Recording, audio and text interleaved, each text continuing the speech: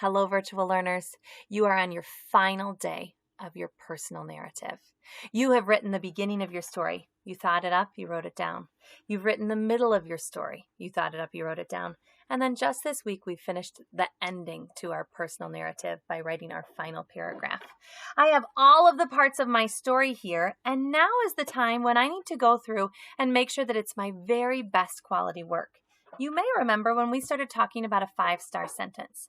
I want to make sure that all of my work starts with a capital, has spaces between the words, ends with correct punctuation, has words that are spelled correctly, and is written neatly. Do you remember these little symbols that I showed you? Capitals in the right spots, the right spaces, ending marks, words that are spelled the best that I can, and then written neatly. What I want you to do is I want you to take a look at your paragraph and decide where are some spots that you might need to make some changes. So this is when I'll want a pencil. Maybe the changes that I want to make are really tiny. Maybe it's something that's not that big of a deal. Like I'll say, oh, this isn't my very best Y. It doesn't quite come together. I'll fix that just quickly. I don't need to do even any erasing to fix that. I'm going to go through and I'm going to read every single word. This summer, my family was standing in our driveway talking to our neighbors. I could read that pretty easily. I saw good spaces. I could read it because it was neat. I'm going to keep going. The sky got really gray and it started to rain. It was still hot outside even when it was raining. Then someone said, "Let's play in the rain." I didn't really have anything that I needed to fix there. Our neighbor, this does not look correct to me. And you know what? I can look up here and I can see, well, this is how I spelled neighbors here, and that's how it needs to be spelled here. So what I'm just going to do is I'm just going to circle this and say, I need to come back and fix this.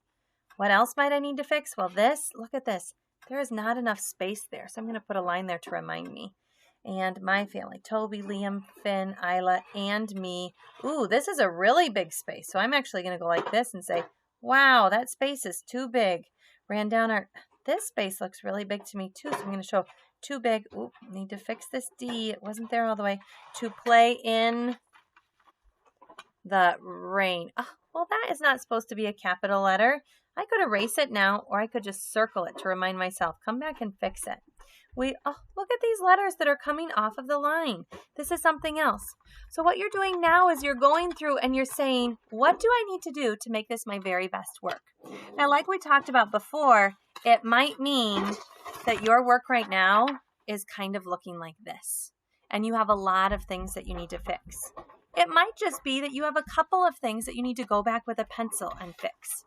What I decided to do is I decided to go through and rewrite my piece. I looked at what I had written here and I wrote it again on another piece of paper, just making sure that it was my very best work.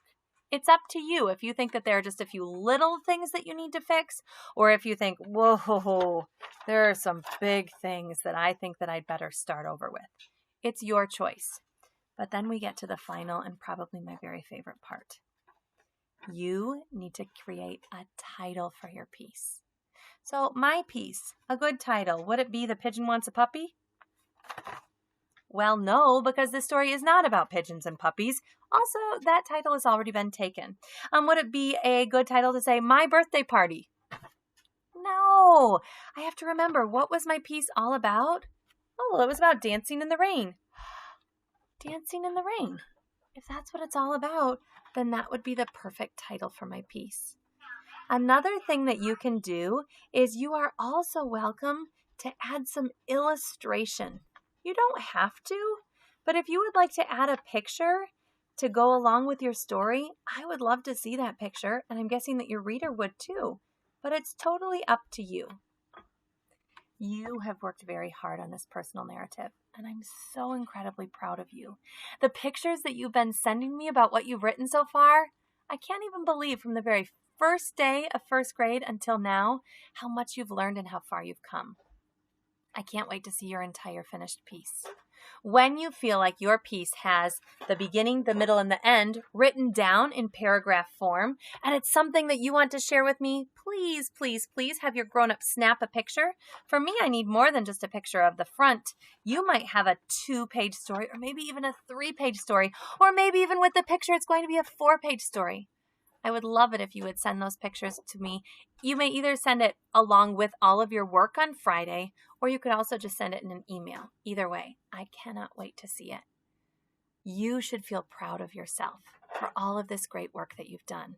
It's pretty amazing how far you've come and all of the great things that you can write. I'm proud of you. Keep up the incredible work. I can't wait to write with you again.